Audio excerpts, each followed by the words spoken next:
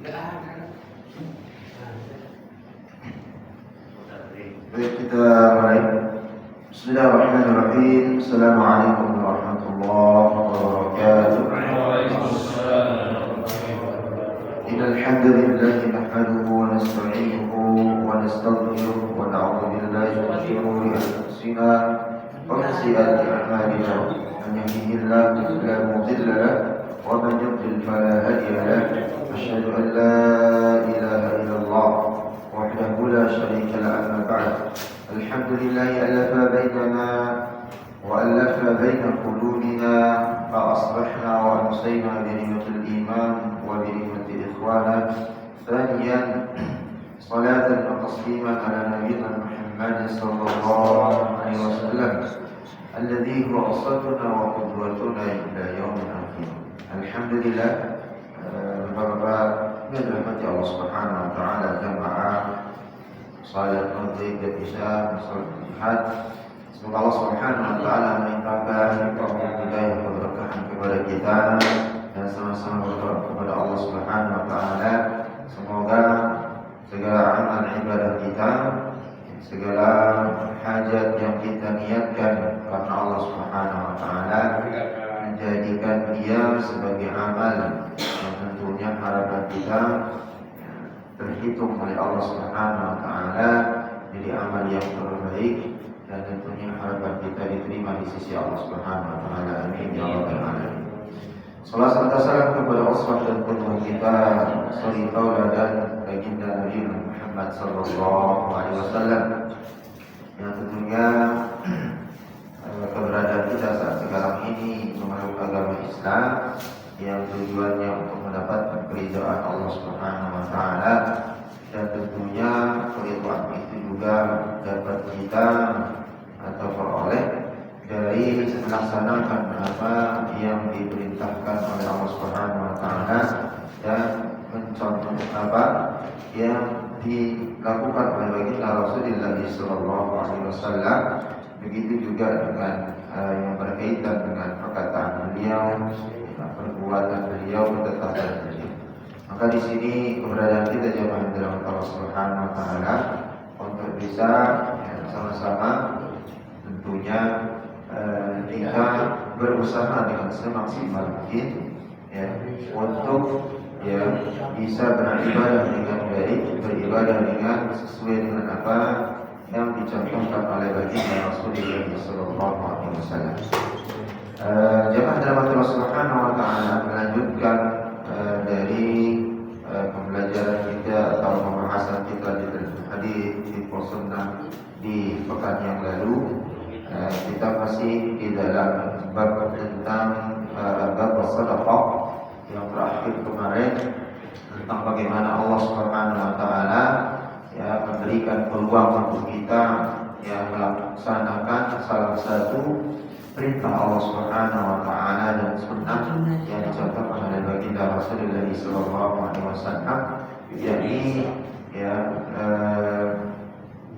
salah satu amalan yang sangat mulia. Amalan ini merupakan amalan yang tentunya sangat bisa dikerjakan untuk kita semua, bisa kita manfaatkan dengan baik, kesempatan yang bisa, yang masih bisa tersisa yang diberikan oleh Allah Subhanahu wa taala, yakni sedekah itu sendiri. Akan tetapi dari kemudahan sedekah itu, dari banyaknya ragam sedekah yang bisa kita lakukan, ternyata sedekah itu bisa juga hangus, bisa nilainya itu tidak sedikit pun bermanfaat atau memiliki dampak kepada orang yang menginfakkan daripada harta itu. Sebagaimana Allah Subhanahu wa taala menyampaikan di dalam surat Al-Baqarah, masih ingat ayat berapa surat Al-Baqarah ini? Tentang orang-orang yang bersedekah, maka tetapi Allah Subhanahu wa taala menghancurkan nilai pahalanya dan bahkan menghabiskan daripada semua keberkahan daripada nilai sedekah yang dia keluarkan. Masih ingat Pak? Jadi bawakan masih ingat Ya. Al-Baqarah ayat berapa? 260. Kira 60? 60. Allah Subhanahu wa taala berfirman, A'udzu billahi minasyaitonir rajim. Ya ayyuhalladzina amanu la tubtilu sadaqatikum bil manni wal adha kalladzi yunfiqu ria'an nas. Allah Subhanahu wa taala mewanti-wanti dan bahkan melarang kita dengan menjemput tetap orang-orang yang beriman, orang-orang yang beriman. Maka Allah Subhanahu wa taala melarang kita, janganlah kalian atau kamu menghilangkan pahala sedekah dengan cara apa? Bil manni wal adha. Dengan kita menyebut atau riak, dengan kita juga menyakiti dari yang siapa orang yang diberi, menyakiti si penerima tadi. Jadi orang yang bersedekah tapi dia bangga dengan sedekahnya, dengan sebut lagi, sombong dia dengan sedekah yang banyak dia keluarkan, maka Allah Subhanahu wa taala mengancamnya, la tubtilu sadaqatikum bil manni wal adha kalladzi yunfiqu malahu ria'an nas. Dia riya, dia pamer bukan karena Allah Subhanahu wa taala, wala yu'minu billahi wal yawmil akhir. Dan ternyata orang tersebut tidak beriman kepada Allah dan tidak beriman juga kepada hari kiamat. Mathaluhu kamathali safwanin 'alaihi turabun fa'asabahu wabilun fatarakahu salda. Maka infak sedekah yang dia keluarkan banyak itu diumpamakan oleh Allah Subhanahu wa taala itu seperti famathaluhu kamathali safwan, debu atau tanah, alaihi turabun fa'asabah. Ini debu atau tanah turab itu, debu itu berada di atas sebuah batu, lalu batu itu ditimpa oleh hujan, maka dia akan hilang, dia akan habis begitu saja. Tidak ada dampak sedikit pun, tidak ada memberikan dampak efek kepada batu tersebut, baik warnanya ataupun batu itu kelihatan lebih bagus dan seterusnya, tetapi hilang bersih. La yaqdiruna ala syai'in mimma kasabu. Maka yang seperti itu kata Allah Subhanahu wa taala, orang-orang yang menyebut sedekahnya atau dengan riya itu tadi, begitu juga dengan menyakiti daripada si penerima, maka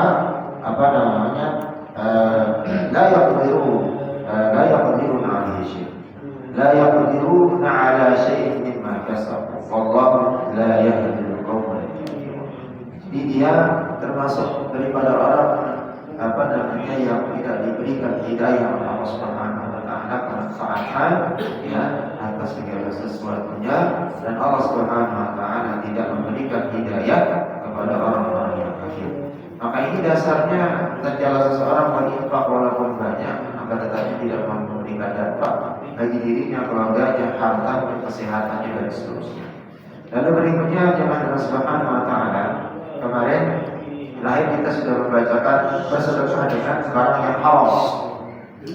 Jadi barang yang haram, tatkala kita bersedekahkan bagian dari diri kita, harta kita dari hal yang haram, maka itu ada pendapat para ulama apakah dia sah, diterima atau tidak. Maka Allah tidak menerima sedekah jika berasal dari sumber yang haram. Karena dalilnya sabda baginda Rasulullah sallallahu alaihi wasallam, Ayuhan nasu innallaha thayyibun. Wahai sekalian manusia, sesungguhnya Allah itu baik, Allah itu bagus, indah. La yaqbalu illa thayyib. Allah tidak akan menerima suatu amalan kecuali dengan cara yang baik dari sesuatu. Wa innallaha amara al-mu'minina bima amara bihil mursalin. Sesungguhnya orang-orang beriman itu diperintahkan sebagaimana Allah Subhanahu wa taala memerintahkan para al-mursalin, para nabi dan rasulnya atau utusannya sebelumnya. Faqala Allah Subhanahu wa taala berfirman, "Ya ayyuhar rasul qulu min thayyibati wa'malu shalihan." Wahai sekalian rasul, utusan Allah Subhanahu wa taala, qulu min thayyibat, maka hendaklah kalian memakan dari karuniaku, rezeki yang aku berikan dari hal-hal yang baik, yang baik mendapatkan dari jalan yang baik, ya, maka itu juga halal dan thayyib. Wa'malu shalihan, dan beramallah dengan amalan yang saleh. Inni bima ta'maluna 'alim, sesungguhnya aku maha mengetahui apa, ya, amalan apa yang kamu kerjakan, yang tidak kau atau tidak ada makhluk mengetahuinya selain aku. Lalu Allah Subhanahu wa taala di sini Allah Subhanahu wa taala seperti juga berfirman kembali, waqala ta'ala ya ayyuhalladzina amanu kulu min thayyibati ma razaqnakum, hai orang-orang yang beriman, ya, kulu min thayyibat, makanlah dari apa-apa yang baik yang telah aku karuniakan kepada kalian, ma razaqnakum washkuru lillah, dan antara ayatnya, maka setelah kalian memakan apa harta baik dengan cara mencarinya dengan halal, harta itu baik dengan halal, lalu bersyukur kepada Allah Subhanahu wa taala dengan kesyukuran, mengingat itu adalah karunia Allah, ya. Lalu dalam hadis ini Rasulullah SAW mengatakan, "Tsumma dzakara rajulan yutilu safar." Ya, satu ketika ada seorang, Rasulullah SAW menceritakan, ya, cerita hadis ini, "Tsumma dzakara rajul." Ya, Rasulullah SAW lantas menceritakan ihwal tentang sebuah kejadian. Kejadian apa itu? Seorang laki-laki yutilu safar. Datang laki-laki ini kelihatannya lusuh, ya, badannya, rambutnya lusuh, ya, begitu juga dengan bajunya itu penuh dengan debu. Berarti dia dalam kondisi atau dalam keadaan safar, orang perjalanan ya, dari jauh dari Rasulullah SAW. Ya, asyrata amrar yamuddu yadayhi ila sama. Dia kelihatannya orang ini letih, capek karena apa? Kelihatan rambutnya lusuh, kena debu, pakaiannya juga kotor karena dalam kondisi perjalanan. Lalu ketika itu langsung dia menghadap ke tengah, meminta ila sama. Dia meminta, berdoa, ya Rabb, ya Rabb, ya Rabb, wahai Tuhanku, aku meminta, aku bermohon, aku tolong, dan seterusnya. Dia minta, berdoa, banyak permintaan. Tapi kata Rasulullah SAW, wa mat'amuhu haram, wa mashrabuhu haram. Orang itu, kata Rasulullah SAW, makanannya dia dapat dari cara yang diharamkan Allah. Wa mashrabuhu haram, begitu juga dia minumannya dia beli dari uang yang haram, atau harta yang dia dapat dari cara yang haram. Ya.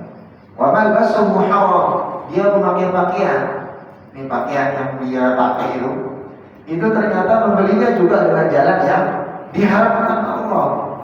Ya. Baik cara mendapatkannya, berusahanya, dan seterusnya. Dia beli dengan harta yang dia miliki, tapi harta yang dimiliki adalah mendapatkannya dengan cara jalan yang diharamkan. Wa ghudhiya bil haram. Begitu juga kata Rasulullah SAW, bukan hanya makanannya, minumannya, pakaiannya, akan tetapi juga ternyata dia sudah makan sekian tahun dari harta yang diharamkan Allah, itu sudah menjadi daging dia. Jadi daging kulitnya semua itu dari hasil yang diharamkan. Baik begitu juga dengan yang subhan. Maka Rasul mengatakan apa? Fa'anna yustajabu dzalik. Tidak mungkin Allah akan mengabulkan doa. Maka ini sebagai refleksi kita kembali. Ya, jangan heran, jangan kita misalnya menyalahkan Allah, kok doa saya tidak dikabul-kabulkan.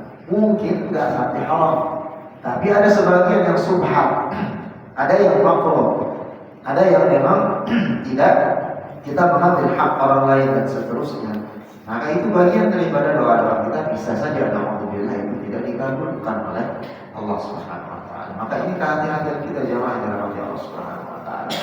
Lalu berikutnya di dalam pembahasan kita kemarin ya sudah selesai sampai itu. Lalu berikutnya di malam hari ini kita lihat apakah seorang istri itu boleh mensedekahkan harta suaminya.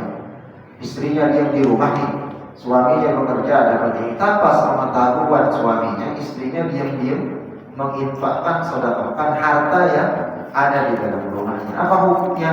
Maka istri itu boleh hukumnya ya bersedekah dengan harta suaminya jika tahu pasti ya suaminya rela. Jadi seorang istri itu tahu pasti suaminya pasti rela nih, biasa dia orang yang dermawan, maka saya berinisiatif untuk mensedekahkan sebagian harta daripada suami saya. Namun jika tidak, suami misalnya pelit, orang yang hadir, istrinya orang yang misalnya dia dermawan, mau dan seterusnya, maka hukumnya bisa haram. Ya, Aisyah radhiyallahu anha pernah menuturkan bahwa Rasulullah SAW bersabda, "Idza anfaqatil mar'atu min ta'ami baitiha." Jika seorang wanita itu ya bersedekah dengan makanan yang ada di dalam rumahnya. Nah, ini akan tetapi ya pemahaman hadis ini harus hati-hati kita pahami ya.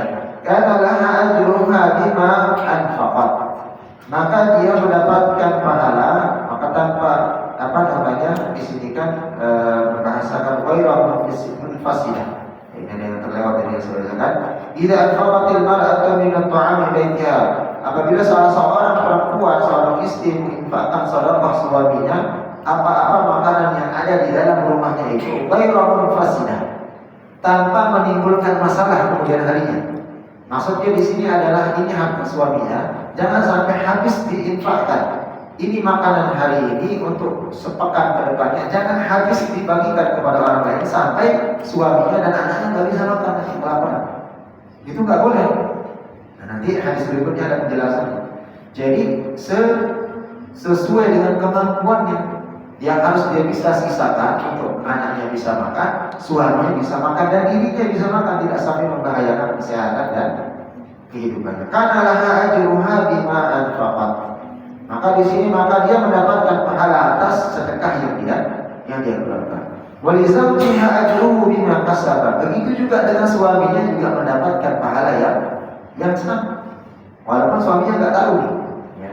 Walil qazami mithlu dzalik. Begitu juga dengan orang yang dia sedekahkan atau yang menerima daripada atau menyimpan daripada harta tersebut, maka dia juga mendapatkan pahala yang sama. Kata Rasulullah SAW, la yanqusu, tidak sedikit pun ya ba'duhum ajruhu ba'din syai'a, mengambil pahala yang memberikan sedekah dan suaminya tadi atau orang yang menyimpan itu sama-sama mendapatkan pahala tanpa mengurangi masing-masing sedikit pun dari mereka itu. Jadi masing-masing mereka mendapatkan.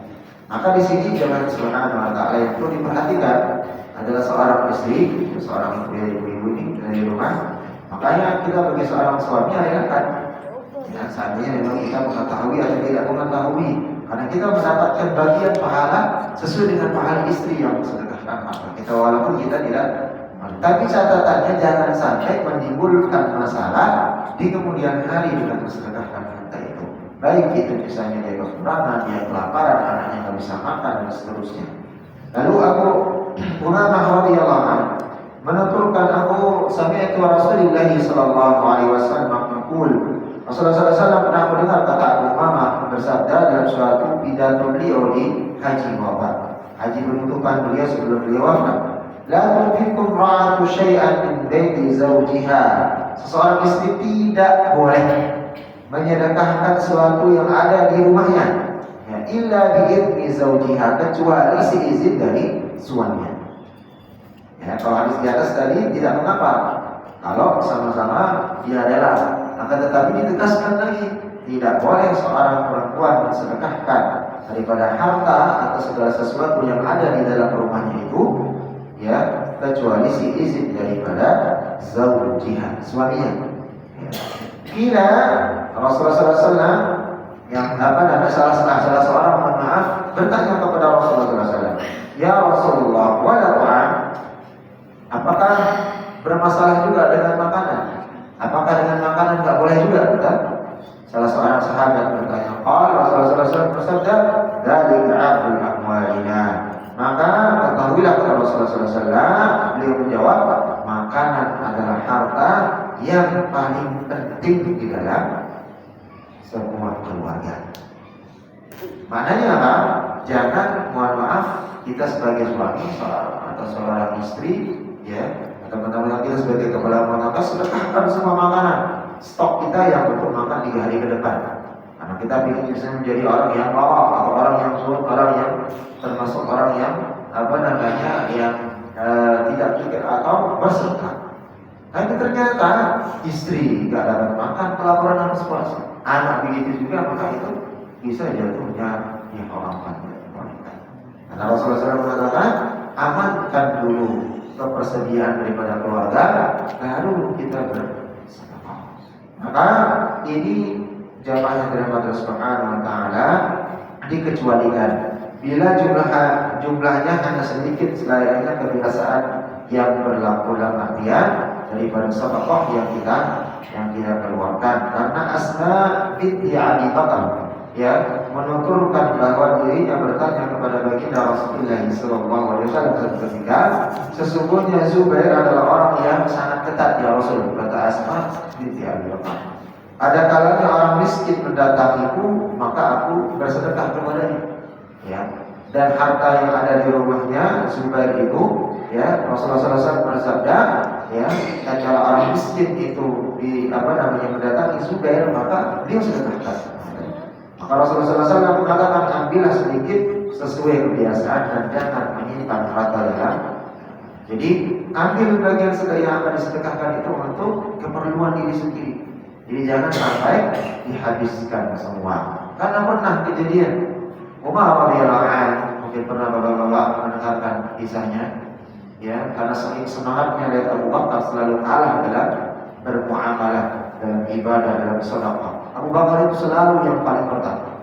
Satu ketika Umar itu ingin menandingi Abu Bakar, datang dia kepada Rasulullah SAW, dihabiskan setengah hartanya. Setengahnya dia bawa kepada Rasulullah SAW untuk menginfakkan yang jalan Allah. Ya Rasulullah, saya datang dengan setengah hartaku, ini aku infakkan semua setengah hartaku, setengahnya aku tinggalkan. Maka Umar sejak akan dia berangkat di rumahnya, dia mengatakan apa namanya? Saya ingin menandingi Abu Bakar. Pasti saya akan menang pada hari ini karena mensedekahkan setengah harta yang aku miliki semuanya di jalan Allah Subhanahu wa taala. Lalu tiba-tiba datang kepada Rasulullah SAW, dan di sana Abu Bakar begitu juga datang kepada Rasul. Ya Rasulullah, aku datang kepadamu, aku menginfakkan seluruhnya hartaku kepadamu.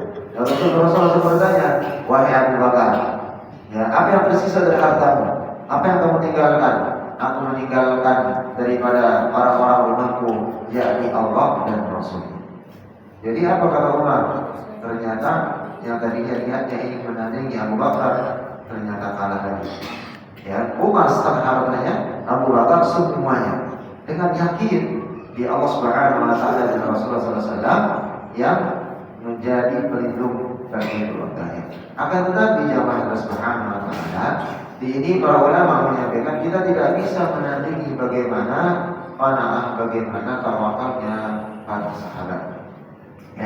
Para sahabat, karena ini mereka itu sudah memiliki ketauhidan, memiliki pemahaman, memiliki ketawakalan yang luar biasa. Berbeda dengan kita, sedikit-sedikit sudah berenang ini akan nanti sebut lagi. Besok lagi pekan depan, minggu depan, dikit-dikit, padahal pinginnya nggak menyebut-nyebut, dan satu forum keceplosan disebut lagi infak sedekahnya.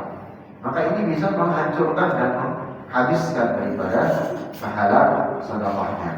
Maka Rasulullah SAW dalam satu kesempatan menyampaikan, tatkala Rasulullah SAW mengkondisikan dari Jabir menuturkan ketika kami sedang bersama baginda Rasulullah SAW, kata Jabir, bahwa ketika duduk bersama Rasulullah SAW, datanglah salah seorang laki-laki dengan membawa emas sebesar telur.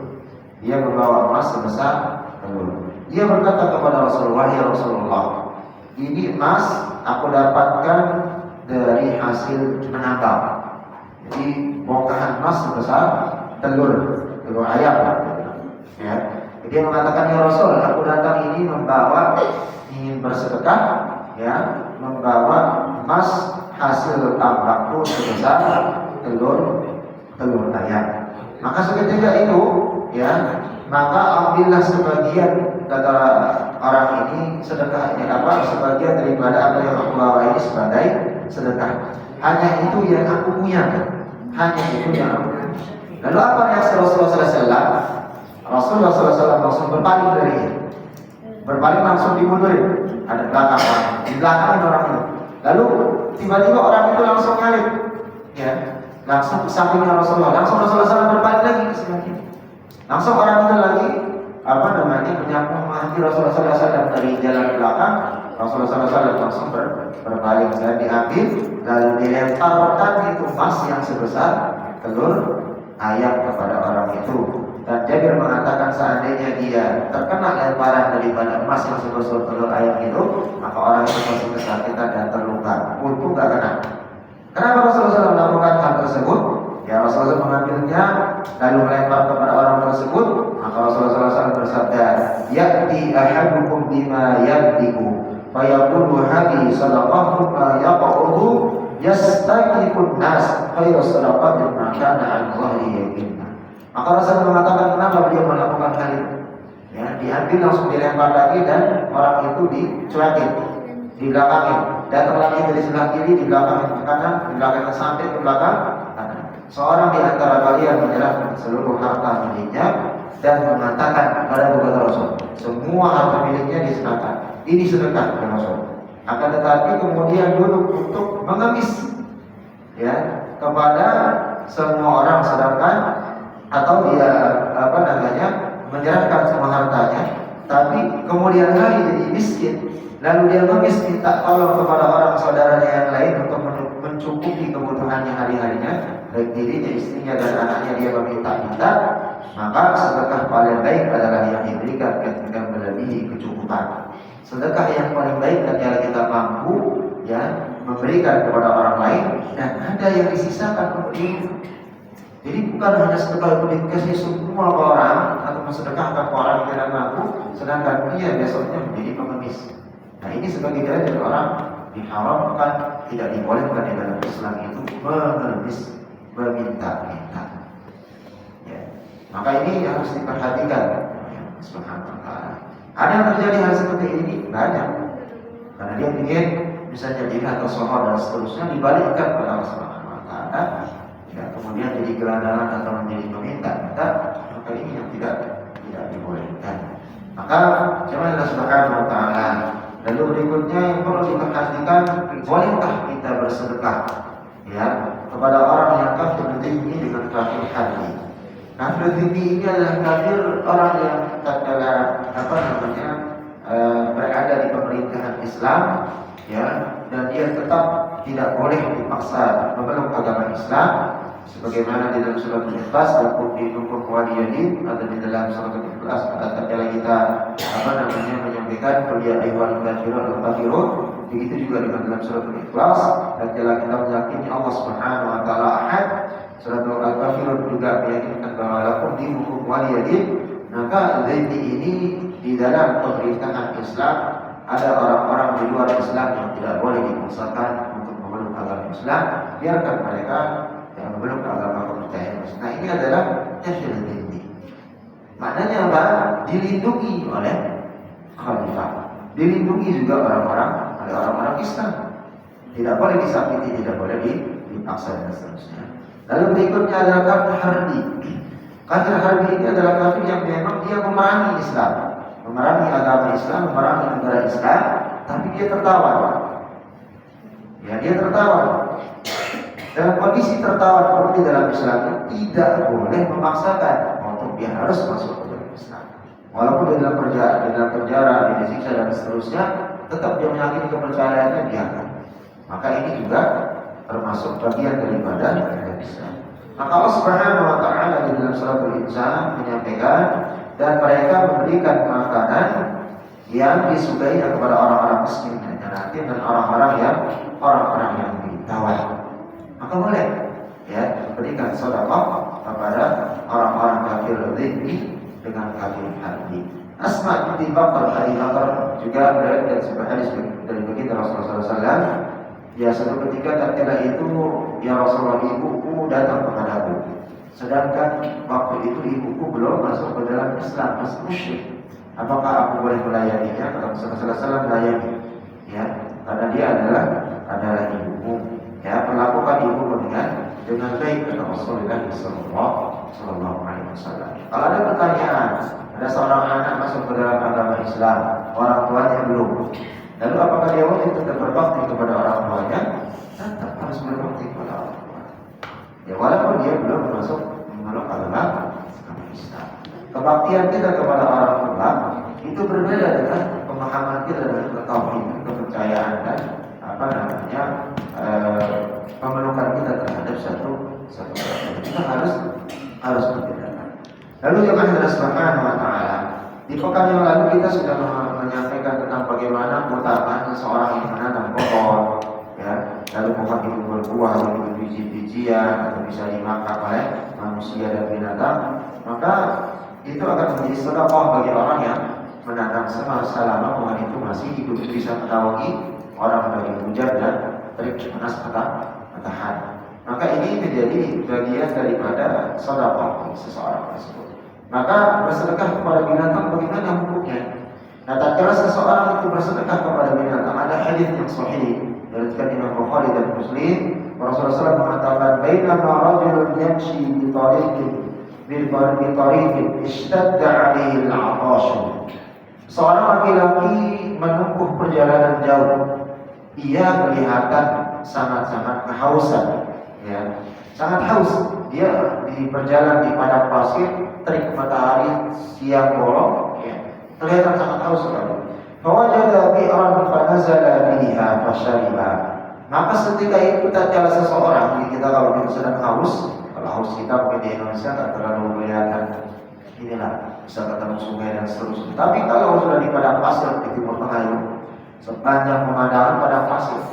Lalu Rasulullah mengatakan, laki-laki ini karena hausnya luar biasa di perjalanan, fawajada bi'ran. Dia melihat di tengah perjalanan itu sebuah sumur. Pada saat dia fasyariba, lalu nggak bikin banyak, masuk ke dalam sumur, ambil airnya langsung fasyariba, minum dia. Tsumma kharaja, lalu dia waktu akan hendak keluar dari sumur itu, ya, tsumma kharaja fa idza kalbun yalhathu ya'kulu thara min al-'atash. Tatkala dia hendak turun naik, tatkala dia akan naik, selesai dia ambil air ke dalam sumur, dia naik mau kembali lagi ke atas permukaan, dia melihat seekor anjing. Anjing itu sedang bagaimana? Ya'kulu thara, mengeluarkan lidahnya, menjulur minal 'atash, tanda anjing itu haus juga seperti dia. Ya, faqala rajulun, seorang laki-laki berkata, laqad balagha hadzal qalba min al-'atash mithla alladhi kana balagha minni. Aku melihat menyaksikan anjing ini kok menjulurkan lidahnya terengah-engah sebagaimana kelihatannya dia sangat haus seperti aku haus tadi sebelum minum air di dalam sumur ini. Pada saat lalu laki-laki itu apa yang dilakukan? Bukan membiarkan anjing itu begitu saja, turun dia lagi ke dalam sumur. Dia turun lagi ngambil air. Famala akhfahu ma'an. Lalu dia apa yang dia bawa? Dia ambil sepatu botnya yang dia pakai. Ya, ma'an.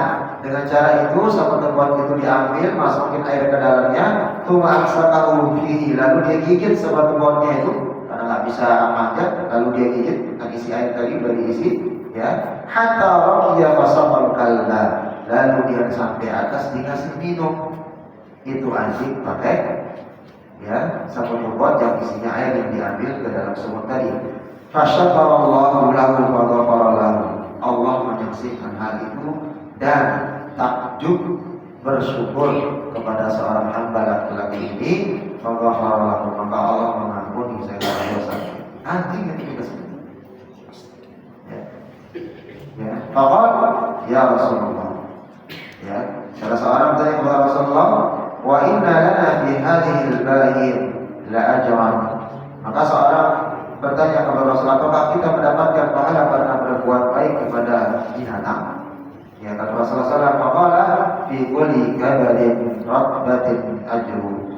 Setiap perbuatan baik kata Rasulullah SAW kepada siapapun makhluk itu, yang termasuk yang namanya makhluk hidup, baik itu binatang, tumbuhan dan segala sesuatunya, termasuk makhluk Allah Subhanahu Wa Taala yang namanya hidup, maka mendapatkan pahala kata Rasulullah SAW.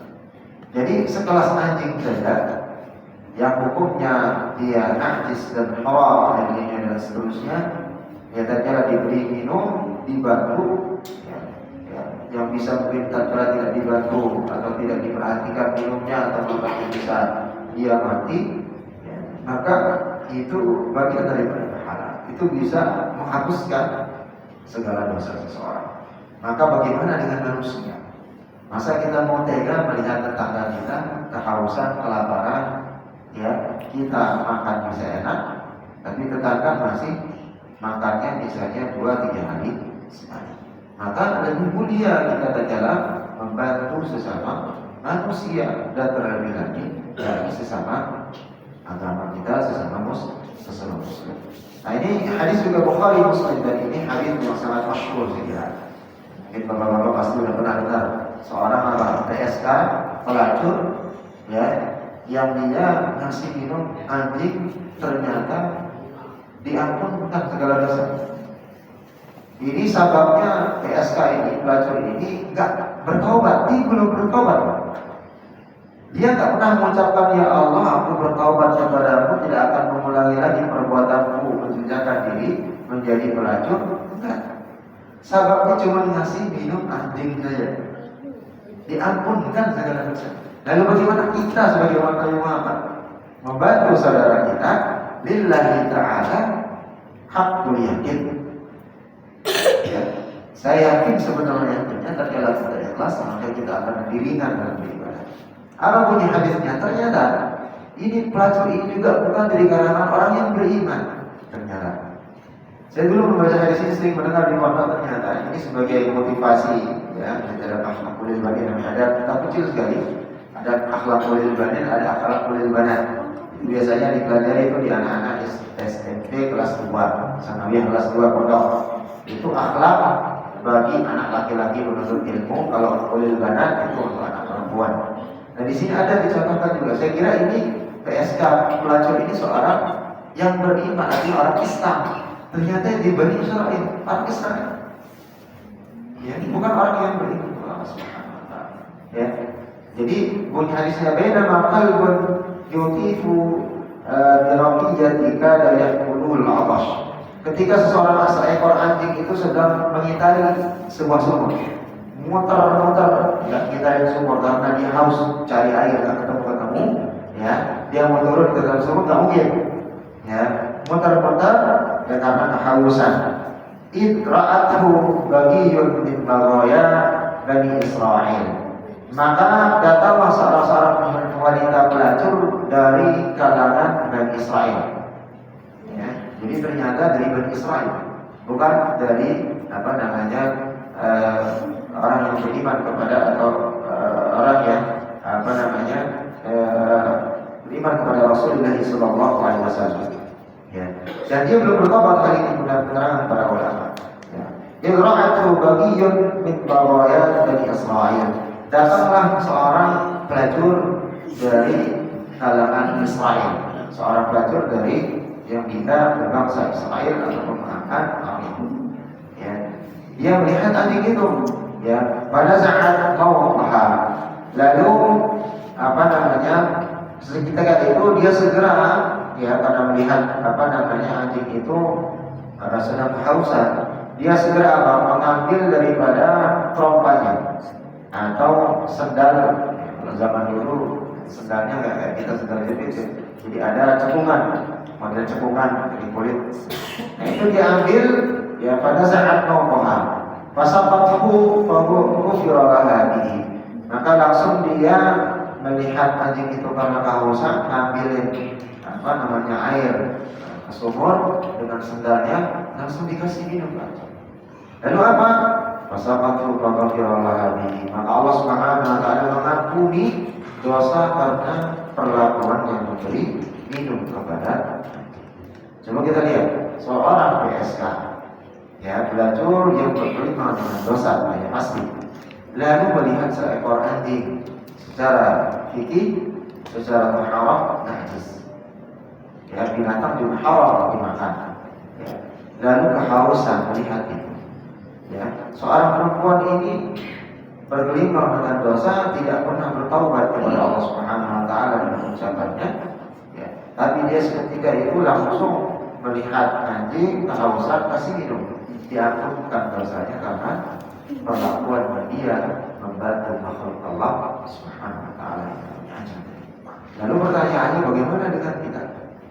Kita diberikan akal, kita diberikan kelebihan oleh Allah Subhanahu wa taala, harta, kelebihan pikiran, kelebihan kesempatan dan seterusnya, masih akan berpikir untuk hanya menyenangkan diri sendiri, menurut tidak memperhatikan daripada saudara lain.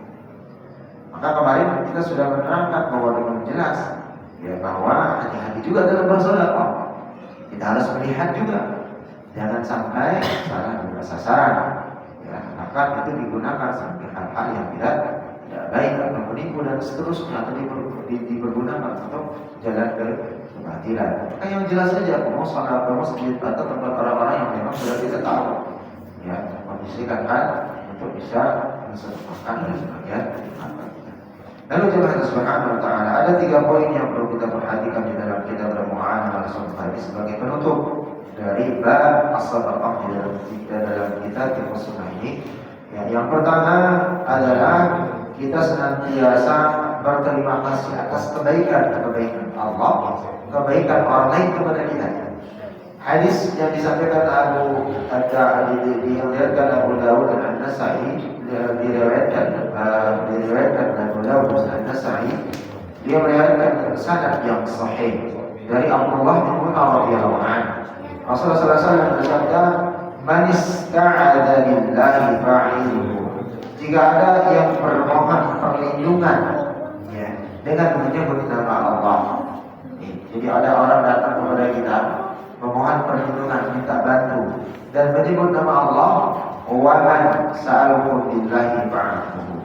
Ya, maka tatkala dia meminta perlindungan dengan menyebut nama Allah, maka segera bantu. Ya, segera bantu. Wa man sa'aluhu billahi fa'aluhu. Maka barang siapa, kata Rasulullah SAW, jika ada yang meminta kepadamu dengan menyebut nama Allah, dari orang yang minta perlindungan, maka segera lindungi. Dan kalau dia menyebut nama Allah, ya, pasti itu orang baik, sedang membutuhkan. Dan kita kalau ada orang yang meminta kepada Rasulullah SAW dengan dia menyebut juga nama Allah, wa'ahu, maka segera bantu. Wa istajara billahi fa'ajibu. Barang siapa yang istajara fa'ajibu, maka barang siapa, kata Rasulullah SAW, yang memohon suaka perlindungan, ya, dengan menyebut nama Allah, maka kabulkanlah. Ini bagi orang-orang yang mempunyai kekuasaan dalam pemerintahan, ya, itu kuasa meminta perlindungan dalam nyawa dan kedudukannya. Lalu kata Rasulullah SAW, "Fa'illam tajidu." Apabila waman ata ilaikum al-ma'rufa maka dan barang siapa orang yang meminta, ya, atau dia berbuat baik kepadamu, ya, maka balaslah kebaikan itu. Siapa orang yang berbuat kebaikan, waman ata ilaikum ma'rufan, orang berbuat baik kepada kita, maka Rasul mengatakan, maka jangan ditipu, jangan lagi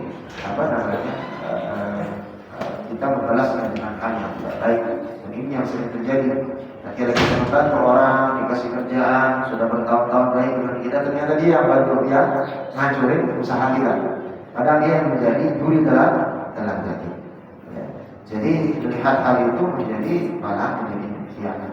Maka Rasul mengatakan atau melarang hal itu, maka balas kebaikan. Fa'ilam tajidu, apabila kalian tidak mampu memberikan suaka baik, pertolongan dalam berupa harta, makanan dan seterusnya kebaikan yang lain, fad'u lahu hatta ta'lamu anna qad kaba fa'tuhu. Maka cukup doakan dalam tanganku. Harta kita tidak ada, kemampuan kuasa tidak ada dalam pemerintahan, tak bisa memberikan suaka, tidak bisa menafkahkan sebagian harta, memberikan perlindungan di rumah dan seterusnya, maka Rasulullah SAW mengatakan maka doakan saudara cukup doa. Ya, dia hingga kalian merasakan yakin telah membalasnya. Jadi doa sehingga kita yakin kita sudah membalas kebaikan yang kita balas. Maka doa yang senantiasa kita selipkan kepada saudara kita, baik kita kenal ataupun tidak, keluarga kita, ya kuliah kita pernah diterima oleh Subhanahu wa Ta'ala. Karena dia tidak meminta kita untuk mendoakan. Maka kan sih kalau muslimin awal muslimat, kita mendoakan saudara kita, mendoakan orang-orang terdekat kita cintai tanpa diminta, dan itu akan dikabulkan oleh Allah Subhanahu wa Ta'ala.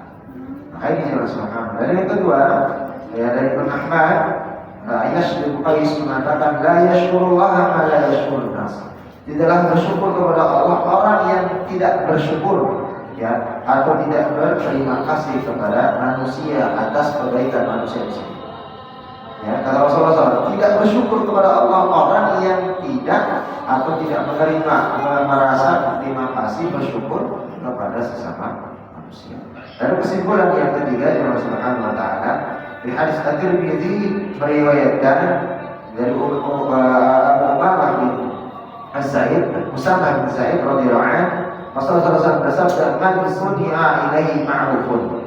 Siapa yang menerima kebaikan, ya, man suni'a ilaihi ma'rufun faqala li fa'ilihi, lalu berkata kepada orang yang memberinya, barang siapa orang yang menerima kebaikan lalu dia mengatakan kepada orang yang beri kebaikan itu kepadanya, jazakallahu khairan, semoga Allah Subhanahu wa Ta'ala membalas dengan mengucapkan jazakallahu khairan, dengan kebaikan yang berlipat ganda atau lebih baik, faqad aqlaba fihi thalai, maka berarti dia telah sangat berterima kasih kepadanya.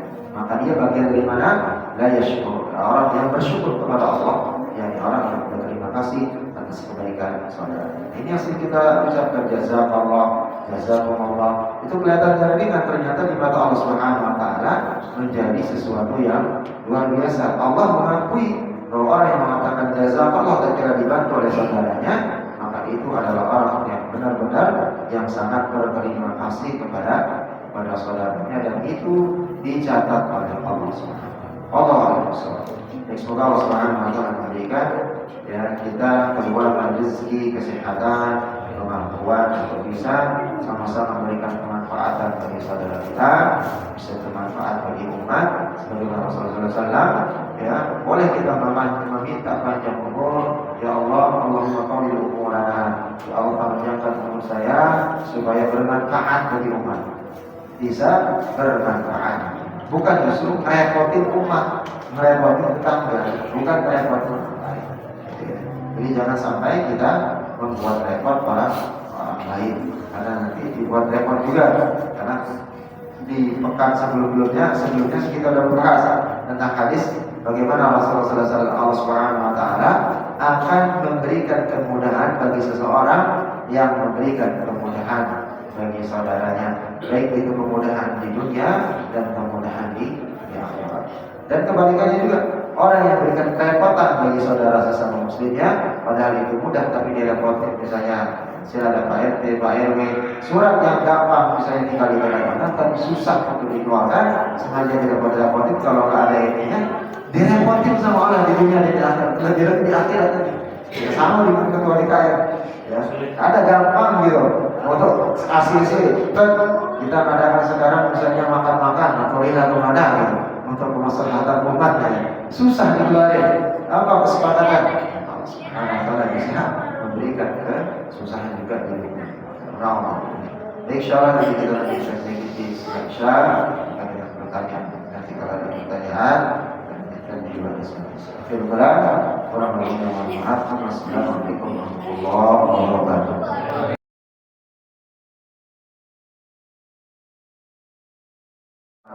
Istrinya, dirinya sendiri, maka itu disebut sebagai sedekah khas. Lalu yang kedua disebut sebagai sedekah al-muta'addi.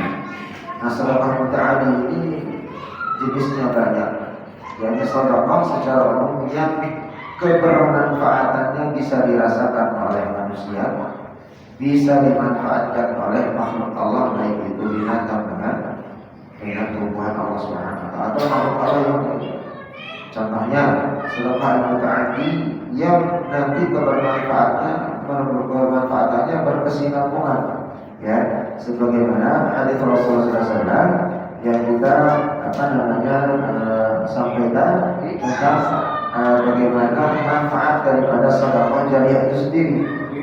Ya, jadi yang hadis yang umum yang biasa didengar, ya, tidak ada insan, ya, apabila mati seorang muslim atau seorang manusia, inqata'a mu'amaluhu illa bitarikah. Kata cara kita meninggalkan dunia ini, ya, maka semua amalan itu terputus illa bitarikah, kecuali tiga perkara itu sendiri. Ya, jadi ini sedekah muta'addi. Ya, ini termasuk sedekah muta'addi ila manis sedekah jariyah. Yang pertama sedekah jariyah.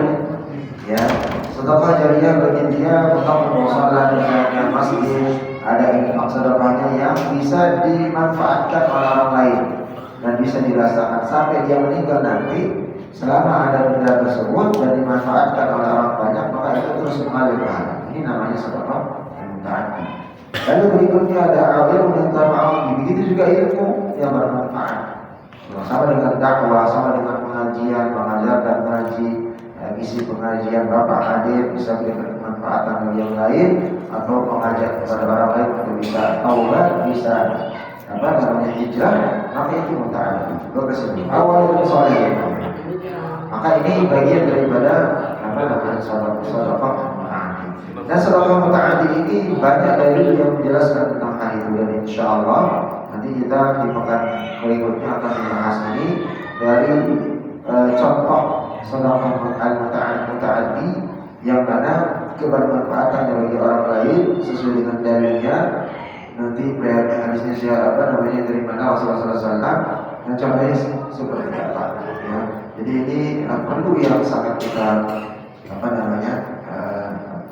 yang bisa kita bahas, karena ini nanti berkaitan tentang misalnya sosial, ya, berarti berkaitan dengan manusia, lalu berkaitan tentang tumbuhan dan binatang, berkaitan dengan muamalah, berkaitan tentang bagaimana seseorang itu bisa memberikan kemanfaatan bagi orang lain. Nah, ini banyak dalil-dalil yang nanti insyaallah kita akan bahas. Namun itu di luar dari yang tertuang di dalam fikih sunnah yang kita kaji. Karena setelah selesai bab sedekah ini, kita masuknya ke bab puasa Ramadan. Ya, karena Ramadan berapa bulan lagi? Dia berapa bulan lagi Ramadan? 4 bulan. Hah? 5 bulan ya? 5 bulan, 4 bulan? Sekarang berapa bulan? Maret akhir. Ini bulan apa ini? Sekarang bulan apa? Bukan bulannya bawah, bulan atas. Najab. Awal cuma diundang bocor, besok Ramadan dong. Ada aja berawakan. Aja. Bulan apa sekarang? Awal ke akhir? Akhir. Di awal ke akhir. Cuma di awal. Ya, tanggal berapa sekarang ini? Tanggal 8. Setelah Jumadil awal, Jumadil akhir. Terus? Rajab. Rawah puasa. Berarti berapa bulan lagi kan? 4 bulan. Iya, 4 bulan. Karena kemarin kita melompat dari bab zakat. Bab zakat itu cukup banyak, hampir seperempatnya, tentang nisabnya dan seterusnya, hitungannya, mana aja yang kena zakat dari harta kita. Insyaallah nanti sebelum Ramadan 2 bab itu sudah selesai zakat dengan bab siang, ya, tanpa puasa dan sholat Idul Fitri itu itu sendiri nanti bagian daripada zakat. Dan tentang sholat Jumat itu sudah juga selesai, dan kalau nanti dan nanya-nanya lagi, ya tinggal dibuka channelnya Jihad, yaitu di YouTube sudah ada semua rekamannya, tinggal di ada pada Jihad sudah dikirim, insyaallah. Jadi di sama supaya jariahnya HP-nya tidak nontonnya TikTokan atau minus-minus yang nggak jelas gitu kan. Misalnya kalau ada buka Facebook ketemu dengan rilis ya, status orang buka itu aja, orang motongin ayam, orang panen buah itu dibuka terus juga. Lebih ambil kalau ada mikrofon sebelum tidur tinggal buka YouTube-nya Al-Jihad, jangan lupa di like gitu supaya bisa banyak orang juga bisa melihatnya. Ketika didengarin lagi pengajian yang yang sebelumnya atau pekan-pekan atau di bulan-bulan sebelumnya itu sudah banyak. Itu sampai 1 jam, ada yang 45 menit, rata-rata 1 jam lebih karena 2 kali potongannya. Ya tinggal supaya mengingat kembali nanti bisa kita praktikkan di dalam bermuamalah. Baik, ada yang ditanyakan? Monggo. Saya yang di ayat 24 tadi Al-Baqarah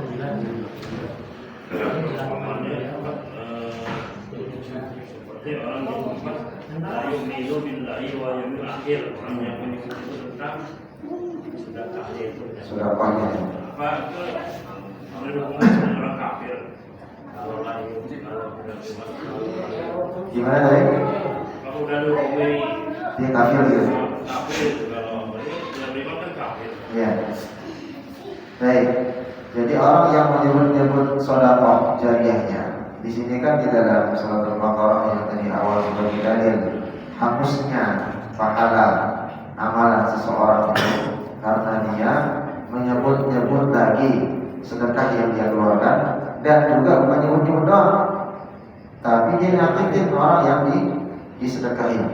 Maka seperti apa dia itu kondisinya di akhir ayat ini kan Allah mengatakan ya di sana bukan akhir ayat awalnya ya ayyuhalladzina amanu anfiqu min thayyibati ma kasabtum. Di sana Allah kemudian lagi memberikan ingatan kepada kita bahwa untuk mengeluarkan sedekah jangan sampai disebut-sebut sebagai sebagai riya kepada dari manusia disebut baik. Lalu berikutnya di sana kan Allah Subhanahu wa taala mengatakan ya diumpamakan dia ya di sana dengan kalimat ya mereka infaqu malahu di anas. Mereka menginfakkan hartanya itu dengan tujuan riya. Makanya hartanya panggil seperti kita orang kaya, karena seperti orang dikaya orang dermawan. Riya anas wala yu'minu billahi wal yawmil akhir. Jadi orang yang seperti itu dia tidak beriman kepada Allah. Walaupun dia dermawan kelihatannya, tapi pemahamannya tentang keimanannya kepada Allah itu mungkin bahasa Arab tadi cetak. Kalau dia benar-benar beriman kepada Allah Subhanahu wa taala, paham dia tidak akan mungkin dia tidak akan menyakiti. Ya, dia tidak akan mungkin dan tidak menyakiti orang yang dia kasih untuk infak itu sendiri. Nah di sini Allah merasakan fatataluhu kama tali safwan dan alaihi turabun wa asallahu wa bil fatara sultan la yaqdiruna ala syai'in mimma kasabu wallahu la yahdil qaumal kafirin. Jadi kalimat wallahu yahdil qaumal kafirin itu tersendiri. Ya, jadi dia tersendiri. Allah itu tidak akan memberikan hidayah bagi orang-orang kafir. Ya, jadi orang-orang yang sudah menutup dirinya tentang dia tidak beriman kepada Allah, ya, itu tidak akan diberi hidayah Allah Subhanahu wa taala. Sebagaimana pembahasan kita sebelumnya, kalau tadi didengarkan lagi di beberapa di tangan di channel YouTube-nya Jihad tentang mukadimah yang sering dibaca. Apa bunyinya? Mukadimah kalau kita mau ceramah. Terus apa? Yang intinya langsung apa? Masih ingat nggak? Kayaknya 2 kali pertemuan saya ulang tuh. Saya masih ingat.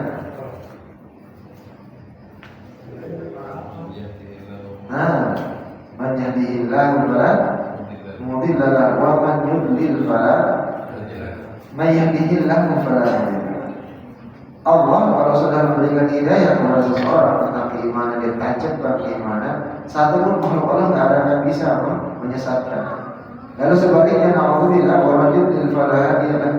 Orang yang sudah disesatkan sama Allah, tidak ada makhluk makhluk satupun yang bisa meluruskan dia atau masukkan dia lagi ke dalam hidayah kecuali seizin Allah dan kehendak Allah SWT. Nah, sama halnya yukhadi'un Allah, ya. Allah Subhanahu wa ta'ala ala qulubihim wa ala sam'ihim wa ala absarihim ghishawatun wa lahum 'adzabun 'adzim. Adzabun 'adzim itu jelas. Orang kafir itu mendapat azab yang besar yang pedih nanti di akhirat. Karena kenapa tadi? Ya, wallahu la yahdi.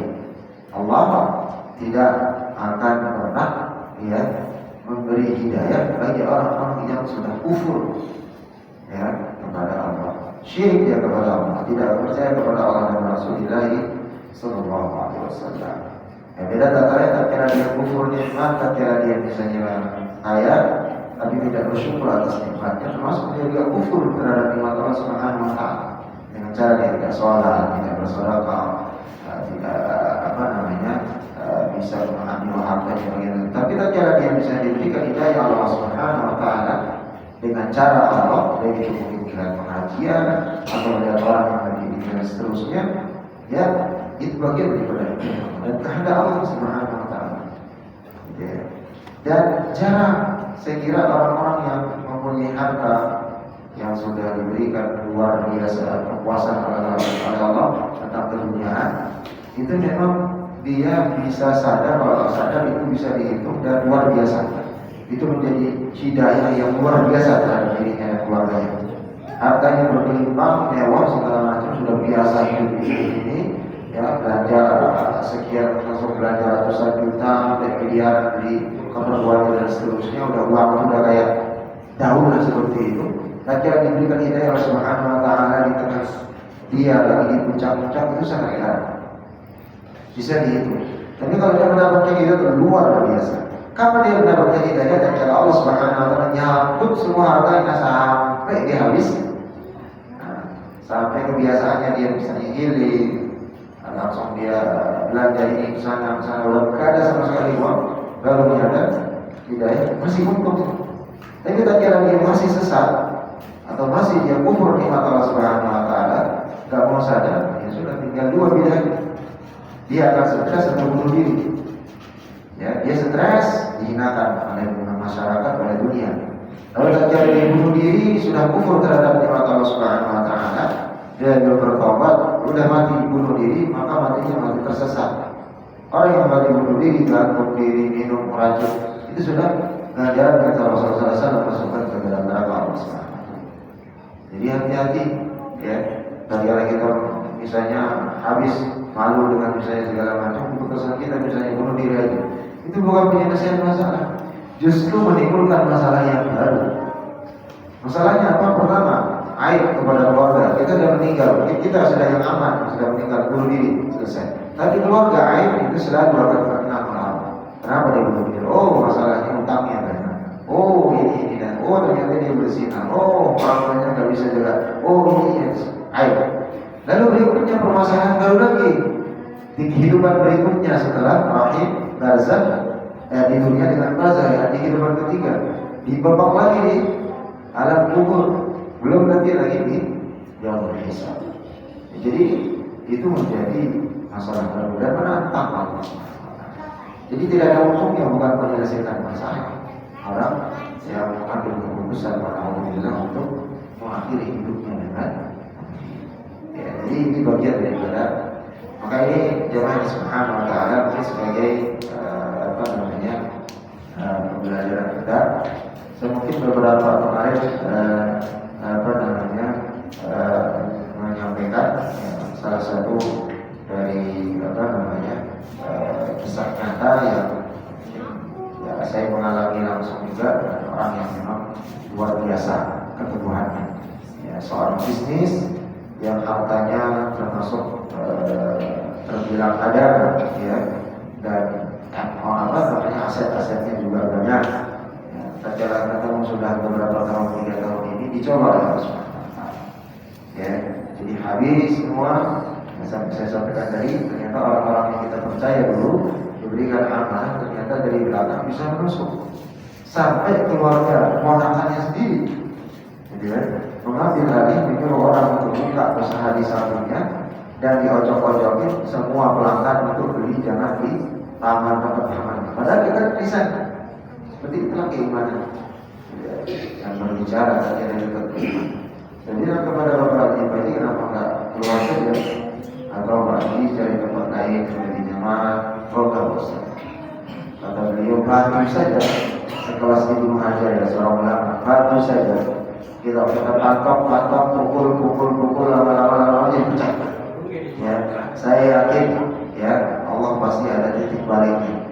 Sampai 2 tahun beliau nggak pernah keluar rumah karena saking luar biasanya tekanannya, utang harus dia bayar sekian, kontrakan sekian, yang tadi karyawannya itu puluhan orang.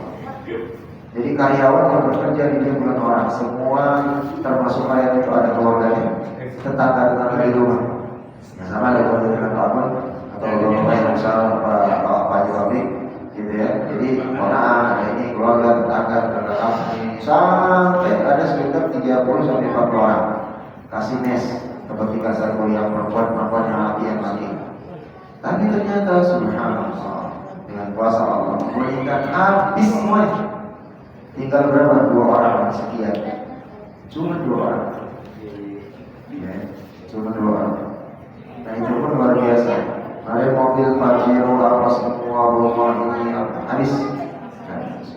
Tapi saya yakin dengan saya tetap di sini Ustaz katanya dan saya tawakal kepada Allah pasti Allah akan. Jadi luar biasa. Ya, jadi sekarang tetap bertahan dan konsep yang memang harus membayar sana sini dan seterusnya punya resiko. Ya, benar. Jadi ini bagian daripada memang tatkala kita beriman kepada Allah, insya Allah kita akan bisa. Tapi tatkala dia tidak beriman kepada Allah sejak awal, memperhatikan Allah, tatkala dia berikan ujian seperti itu habis. Ya, pilihannya dari 2, masuk rumah sakit jiwa, meninggalin istri, kabur hilang, atau bunuh diri dengan Allah. Jadi itu juga pernah terjadi ya di orang terdekat ya saya sendiri yang ada dulu ya ada bagian daripada harta tanah itu atau harta warisan itu bagi bumerang. Catatan dikatakan Rasulullah SAW itu mewanti-wanti yang namanya mewaris itu bukan dari kalangan ini sendiri yang bicara. Tapi Rasulullah SAW itu ini juga dengan wanti-wanti yang berulang tentang warisan bagian dari orang tua kita ataupun dari ibu mertua atau bapak mertua. Itu selalu akan terjadi pertengkaran bisa sampai bunuh-bunuhan, bisa sampai tidak mengenal orang tua, tidak mengenal saudara, sampai dibawa kepada hukum pengadilan, dipenjarakan orang tua, dipenjarakan saudara. Tapi kalau kita berdua sudah biarin, gitu ya. Insya Allah itu maka ini menjadi permasalahan dan bahkan dengan itu pun banyak yang kasus orang bunuh diri karena malu sudah membuat berita bohong atau membawa kerana hukum saudaranya sendiri, keluarganya sendiri, atau ada hubungan darahnya itu sendiri karena malu di tengah masyarakat langsung ujung-ujungnya bunuh diri. Nah ini bagian daripada gitu bagian. Jadi dia di luar konteks orang-orang kafir ya yang memang sudah dihukum oleh Subhanahu wa taala kafir yang tidak diberikan hidayah. Beda halnya dengan orang yang memang dia lihat dia beriman kepada Allah. Tapi tatkala dia sudah akan hijrah diberikan hidayah oleh Subhanahu wa taala, masih bisa kemungkinan diberikan hidayah oleh Subhanahu wa taala. Hidayah itu tetap hak prerogatif Allah. Kita manusia hanya bisa berusaha. Paling dekat kata Rasulullah SAW, gak punya harta, gak punya kemampuan kuasa, gak punya kemampuan untuk bisa memberikan sedekah. Kalau perkara makanan kita cukup dengan doa. Dengan doa itu terus kita dekat kepada saudara kita sampai yakin kita bahwa doa itu sudah benar-benar bisa memberikan kemudahan kepada saudara. Jadi ini bagian daripada kita baik, ada lagi pertanyaan? Maksudnya gini loh, ini kan redaksinya banyak kan saya baca tentang muamalah. Termasuk salah satunya yang hadis itu redaksi ada hadis redaksi ini tentang tidak beriman kepada Allah dan hari akhir, bila mana tetangga itu tidak aman dari tindakan dan Ayat sama kan. Saya itu suka berhati-hati dalam diri perkara muamalah kan. Itu seperti orang kafir dan beriman kepada Allah dan hari akhir. Itu seperti itu gimana caranya? Ya, jadi redaksi hadis ayatnya bukan hadis ya, ayatnya. Jadi Allah Subhanahu wa taala yang ini dipahami dulu. Ya ayyuhalladzina amanu la tubtilu shadaqatikum bil manni wal adha kalladzi yunfiqu ma lahu riya'an nas wa la yu'minu billahi wal yawmil akhir. Wala di sana ada kata Allah. Ya, jadi kita disebut hai orang-orang beriman. Ini seseorang beriman. Tetap ya, la tubtilu shadaqatikum bil manni wal adha beriman kata Allah. Ini bukan untuk orang kita. Jangan sekali-kali kamu mengikuti sedekahmu itu bil manni wal adha, menyakiti orang yang diberi sedekah wal adha dan menyebut-nyebutnya. Kalladzi yunfiqu malahu ria'an, seperti orang yang terbiasa menginfakkan sedekahnya dengan menyebut-nyebut harta yang kita sedekahkan. Wala yu'minu billahi wal yawmil akhir, dan tidak beriman kepada Allah dan hari akhir. Ya, jadi bukan orang yang tadi dia bersedekah, termasuk orang yang tidak percaya kepada hari akhir dan tidak beriman kepada Allah. Gitu ya. Ya, jadi itu orang yang beriman, orang beriman yang disebut oleh Allah ya ayyuhalladzina amanu. Gitu ya. Nah, diumpamakan kalladzi yunfiqu, seperti orang yang biasa bersedekah, tapi dia sebut-sebut sedekahnya. Ya, dan juga tidak beriman kepada Allah pada hari akhir. Itu pemahaman ayatnya, bahwa jangan kita seperti orang yang menyebut-nyebut ya, daripada harta yang sudah disedekahkan, lalu termasuk juga bagian daripada orang yang tidak beriman kepada Allah dan hari akhir. Ya, jadi bukan orang yang bersedekah itu kita sedikit ada yang termasuk orang yang tidak beriman atau tidak percaya kepada akhir, bukan. Jadi diumpamakan jangan sampai kita termasuk orang yang bagian daripada yang tidak beriman kepada Allah dan hari akhir. Pada sudah berarti saya kira-kira sih belum jauh ayatnya. Yang masalah tadi itu lagi yang tetangga. Yang tetangga itu tetangga aman dari tetangga kita tidak aman dari perbuatan kita, baik ucapan, baik misalnya dia diskon, takut-takutan, segala macam gitu ya. Contohnya misalnya di kampung. Ya. Jadi seseorang yang tidak aman atau tetangga yang tidak aman terhadap dirinya, ya ada memang dalil yang jelas. Rasulullah SAW tentang bagaimana tatkala kita bertetangga, maka ada hak dan kewajiban masing-masing. Walaupun sampai itu rumah kita, garasi mobil kita, ya motor kita, ya akan tetapi di sana ada hak juga tetangga. Bapak kalau geber-geber kayak Pak Warga nih, karena motor beli baru, misalnya berjahit, berarti kenal potnya, geber-geber biasanya jam 9 malam, ya tetap hukumnya adalah nggak boleh dan bisa menjadi dosa. Ya, setiap tetangganya itu terganggu, itu dosa jadinya. Maka tatkala kita berhubungan tetangga dengan sesama hubungan, ya memang tadi, ya seyogyanya memang kita memahami, ya, apalagi kalau ada tetangga punya anak bayi, ya kita harus memang lebih paham mengurangi daripada aktivitas malam, aktivitas kita yang bisa mengganggu. Nah kalau pertanyaannya lalu bagaimana hukumnya kalau kondisi kita tetap akan berdosa selama tetangga kita merasa bersalah. Tapi ada catatannya, ya tidak semua amalan perbuatan bisa tetangga kita yang membuat kita kalau dasarnya kembali kepada kita. Kalau dasarnya kita nggak suka sama tetangga kita, gitu kan, diri kita yang bermasalah nih, gitu kan. Kemarin kita ingat hadis Rasulullah SAW mengatakan, sampai kita memberikan sedekah yang pertama, yang paling utama disedekahi siapa? Keluarga yang masih ada hubungan darah, yang mana keluarga itu juga memusuhi kita. Ingat tak? Kalau Bapak dimusuhi orang-orang lain, bukan keluarga sendiri, itu kita flop. Ya bagi tadi ya, orang lain mau dilawan begini. Tapi ini kalau keponakan, saudara sendiri, musuhi kita, melawan orang dari lain, misalnya disihir dari belakang, itu sakitnya lebih parah. Ketika kita langsung jelas kalau musuh kita orang lain bukan keluarga, itu menjadi lawan yang jelas, bisa kita lawan. Tapi ini kalau secara keluarga sendiri, ternyata Rasulullah SAW orang yang beriman yang kuat iman yang luar biasa, dia bisa membantu saudaranya yang memusuhi dia. Itu yang pertama dipakai. Itu yang pertama disampaikan. Siap nggak kira-kira? Kuat nggak kita kira-kira? Jadi gitu. Nah, ini menjadi sebab. Nah ini di tengah masyarakat menjadi sulit dan benar. Siapa yang bisa ini ya? Kuat imannya kepada Allah. Alhamdulillah dalam konteks jangankan hal-hal seperti ini. Yang kita dimusuhi sama saudara, justru lebih parah kita bisa dilawan oleh hukum dan seterusnya.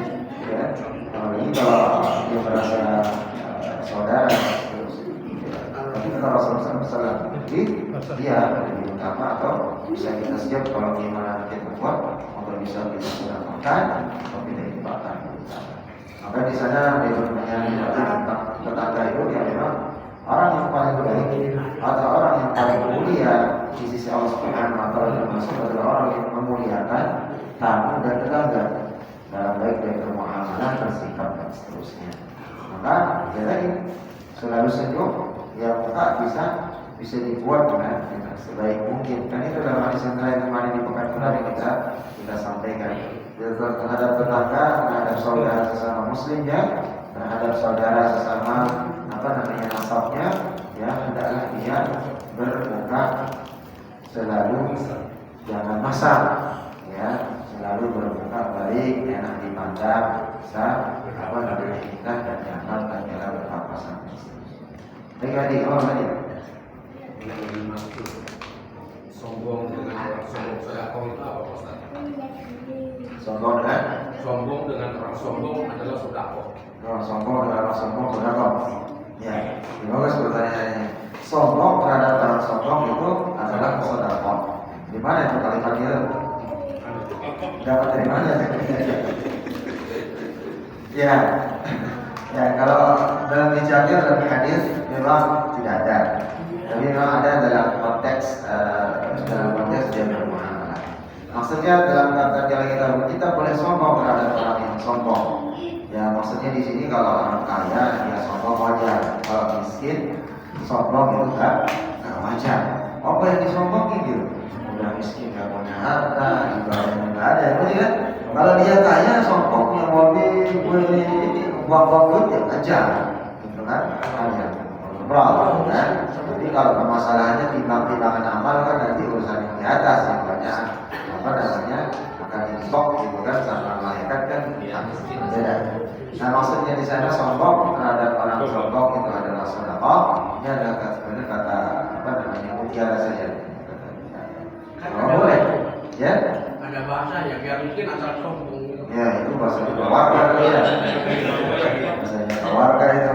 Ada orang miskin udah itu namanya orang kalau bahasanya orang Betawi nggak ada otaknya gitu. Miskin terus sombong gitu. Apa yang disombongin? Kalau ada otak. Jadi kalau konteksnya di sana, kalau orang dia kata mutiara ini lebih kesombongannya itu melewati daripada ambang batas, oke dia kaya. Jadi dalam segi keilmuan dia kurang, maka orang yang berilmu ini boleh sombong dengan cara apa? Supaya tujuannya dia untuk menyadarkan dia untuk bisa mensyukuri atas rezeki, nikmat, kesehatan, harta yang diberikan Allah Subhanahu wa taala. Cara sombongnya bagaimana? Ya bukan menyombongkan orang kaya sama orang miskin kan nggak mungkin. Ya, sama dengan tadi. Ya, sama dengan konteks secara tiba-tiba atau secara ini disekap saja. Ya, misalnya dia Pak Haji atau dengan Pak ini tentang zakatnya, tentang ini disampaikan dalil, sampaikan keilmuannya orang yang tak berzakat dengan ini nanti akan diberikan imbalan Allah Subhanahu wa taala dengan hadal ini seterusnya sampaikan. Nah itu konteksnya sombong yang benar. Tapi kalau Bapak mau sombong kepada orang yang sombong dia lebih kaya daripada kita ya apa? Sedekahnya datang dari mana mereka-nya? Langsung dikentutin aja kita keluar duitnya katanya. Jadi konteksnya bahwa ini adalah kita sombong dengan kita bisa memberikan paling tidak nasihat, berikan dalil dari Al-Quran dengan hadis untuk bisa tujuannya untuk bisa menyadarkan. Nah ini mumpung ada ibu-ibu tadi sempat tidak hadir, ya ibu-ibu tentang bagaimana hukumnya mensedekahkan daripada harta suami tanpa sepengetahuan suami. Pertama itu boleh seandainya suaminya itu sudah biasa dengan sedekah. Suaminya sedekahnya biasa, rela, udah sedekah setiap hari kita ketemu suami, ketemu di jalan, loyal lah suami. Tapi kalau kita tanpa sepengetahuan suami, kita sedekah itu boleh. Tapi tatkala konteksnya adalah suami kita tidak terbiasa dengan sedekah, gitu ya, sampai rumah bertengkar gitu ya, berantem berkelahi gara-gara hal yang sedekah yang sepele, maka itu hukumnya menjadi haram, harus diketahui dulu dengan oleh suami, izin dulu dan seterusnya. Maka ini bagian daripada chemistry seorang suami dengan istri untuk bisa membiasakan dalam bermuamalah dalam hal sedekah ini sendiri. Baik, ada yang lain? Ya itu cepat izin Pak ya. Oh iya, lebih bagus izin supaya sama-sama membiasakan. Maka ketika kita memberikan sedekah, membiasakan sedekah, usahakan anak cucu ada supaya nanti terbiasa dia melihat. Ketika dia tua besar, dulu bapak saya, ibu saya biasa ngumpulin orang setiap malam Jumat, ayat dia tuh disedekahin ini. Jadi biasa. Atau biasakan maaf anak kita yang nganterin, misalnya sembako apa supaya terbiasa. Karena dengan kondisi itu anak itu yang tadinya sifatnya keras, dengan biasa dia memberi itu akan dulu. Kenapa nih orang diberi? Oh ternyata ini bapak saya dulu. Dan itu juga bisa menjadi amal jariah kita. Yang tadi saya katakan sedekah, ayam tidak itu. Kita meninggal, anak kita ingat dulu bapak biasa sering bikin ayam, ibu sering ngasih orang ini atau ngasih orang miskin nggak mampu. Dilanjutkan. Nah, pahala juga sama bapaknya, ibunya dapat terus begitu. Gitu ya. Apa itu? Kalau itu kan ngasih penyanyi itu sedekah bukan? Ya, itu. Nah, ini termasuk Ria Anas, bagian daripada Ria Anas tadi. Ditanyakan Pak tadi. Baik fakuman Ria Anas. Ya, termasuk dia bikin ria kan. Satu double itu. Ya, jadi bijuan atas di panggung langsung buangnya yang lain pakai 2.000 dia gara-gara 1.000 pamer. Ya, tapi beraninya pas istrinya nggak ada. Pas ada istrinya ada panggung langsung dijewer di kepalanya tok, kita ditarik kalau nggak terima gitu ya. Nah, itu sedekah, benar sedekah kalau prestasi orang, tapi sedekahnya ke tempat yang tidak semestinya. Satu ada maksiatnya. Lalu yang kedua, ya uangnya itu bukan bagian daripada sedekah lagi. Ya, menyia-nyiakan uang karena lebih kasih istrinya aja yang ya, istrinya ada keluarga, atau ibunya kalau ada yang hidup, atau tetangganya yang benar-benar janda misalnya itu ditinggal meninggal, ada anak yatim lima, lebih baik dikasih itu baji, baji naik panggung terus dan kegiatannya ada, ya. Ini masih janda nih. Ya, ini janda dikasih anak yatim, tapi janda yang meninggal ya, karena janda cerai ya, beda lagi hukumnya. Jandanya suaminya meninggal, janda anak yatim. Rasulullah SAW siapa yang menghidupkan anak yatim, maka nanti denganku bagaikan seperti jadi kata Rasulullah SAW berkeliling dengan jari yang lain di surga. Ya, jadi dikasih rumah Rasulullah SAW sangat berdekatan dengan Rasulullah SAW. Ya, itu anak yatim. Tapi kalau janda cerai, anaknya nih beda. Ya, apalagi anaknya lulus tentu. Ya, beda lagi nanti bahaya. Sepengetahuan istri jadi bumerang namanya gitu ya. Baik, cukup. Baik, kita cukupkan. Insyaallah nanti di depan kita bisa berdalam lagi mana yang termasuk daripada sedekah yang jariah yang amali yang untuk diri sendiri, mana yang termasuk bisa menjadi jariah setelah kita meninggal dan masih hidup bisa kemanfaatannya dirasakan. Insyaallah. Baik, kita cukupkan dengan sama-sama berdoa kepada Allah Subhanahu wa taala. Allahumma shalli ala Muhammad wa ala ali Muhammad kama shallaita ala Ibrahim wa ala ali Ibrahim fil alamin innaka Hamidum Majid. Allahumma ighfir lana dhunubana wa dhunub walidina. Allahumma ighfir lana dhunubana wa dhunub walidina. Warhamhum kama rabbawna shighara. Warhamhum kama rabbawna shighara ya arhamar rahimin. Allahumma ighfir lil muslimin wal muslimat wal mu'minin wal mu'minat al-ahya'i minhum wal amwat ya qadiyal hajat. Allahumma taqabbal du'ana. Allahumma taqabbal tilawatana min tilawatil Qur'an. Allahumma taqabbal jam'ana jam'an marhuma wa taqabbal ba'da taqabbal ma'suma. Allahumma taqabbal li kulli hajatina. Allahumma taqabbal li kulli a'malina. Allahumma taqabbal salatana wa siyamana wa qiyamana wa ruku'ana wa sujudana ya Rabbal jalali wal ikram. Ya Hayyun ya Qayyum bi rahmatika nastaghith. برحمتك نستغيث أصلح لنا شأننا كله ولا تكلنا إلى نفسنا طرفة عين ولا تكلنا إلى نفسنا طرفة عين يا أرحم الراحمين. اللهم رب الناس أذهب البأس اشفنا وأنت الشافي لا شفاء إلا شفاءك شفاء لا يغادر سقما شفاء لا يغادر سقما. ربنا ظلمنا أنفسنا وإن لم تغفر لنا وترحمنا لنكونن من الخاسرين.